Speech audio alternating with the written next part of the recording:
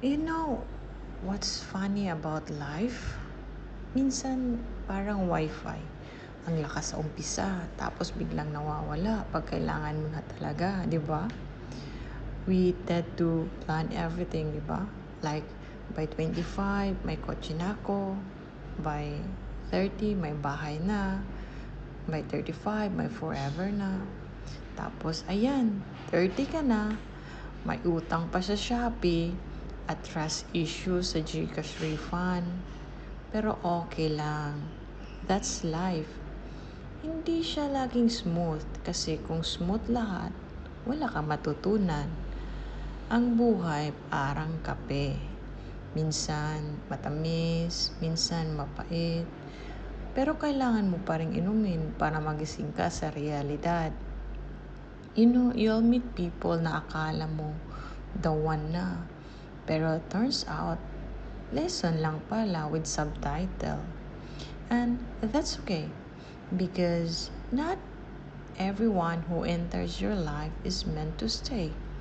Some are just there para turuan ka paano mag-uninstall ng expectation mo. Life will test you. Work, stress, heartbreak, traffic, and low battery. Tapos sabay-sabay pa yan. Pero alam mo kung sino ka. Ikaw yung taong bumabagsak pero bumabangon. Kahit wala ng energy, basta may load pa sa data. And here's the thing. Don't compare your timeline to others. Hindi porket may kotse na si friend, gusto mo rin meron ganun na. Baka naman kasi iba ang ruta mo. Yung iba expressway, ikaw scenic route, maraming stopover, maraming selfie, pero same destination pa rin. So if life feels busy right now, breathe. Kung hindi mo pa alam saan ka pupunta, okay lang. At least hindi ka stuck.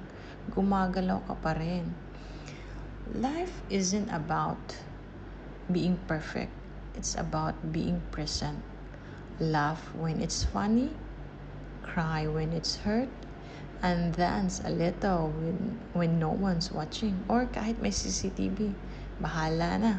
Because in the end, happiness isn't about having everything figured out. It's about learning to enjoy the ride kahit minsan wala kang signal.